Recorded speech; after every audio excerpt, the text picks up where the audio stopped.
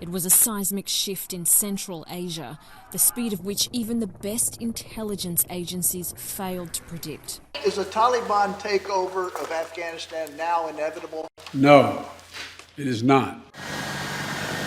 After 2 decades in Afghanistan, the US-led mission withdrew its forces.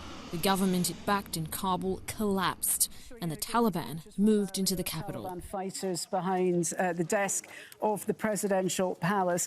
As the Taliban had taken city after city, President Ashraf Ghani refused to acknowledge the crisis. Our security plan is clear. I don't want to discuss it in detail here. All I can say is that we have made all the preparations to put an end to this wave of insurrection in next 6 months and reach a state of stability. Less than 2 weeks after this address, Ghani fled the country. It was the final act of an unpopular leader criticised for promoting ethnic divisions and nepotism. Many Afghans say the Ghani government was the final nail in the coffin for the struggling republic. One is obviously legitimacy, and there are many components to legitimacy. One is just performance. Then there were actually issue of representations, how the government failed to include different segments of society.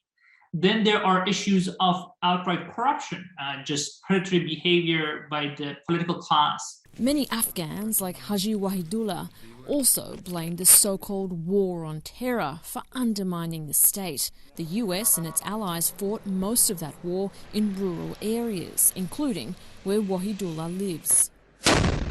The Afghan government and US forces conducted a lot of night operations here, and we know how they oppressed us and created such fear among normal people. Even talking about it makes you feel sad. These operations cause people to hate the government.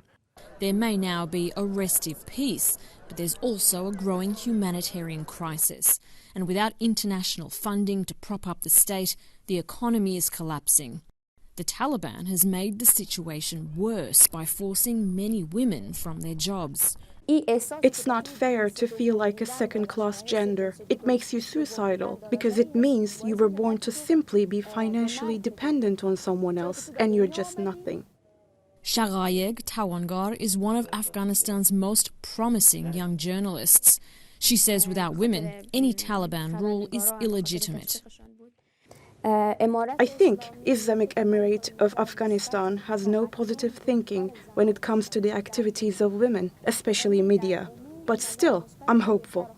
The world is in progress, and the Islamic Emirate of Afghanistan have to be at the same level. As the sun sets on so many dreams, no other government has recognized the Taliban's legitimacy.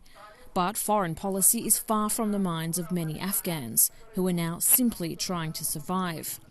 They have a new government, a new reality, and an uncertain new year. Soraya Lennie, TRT World, Kabul.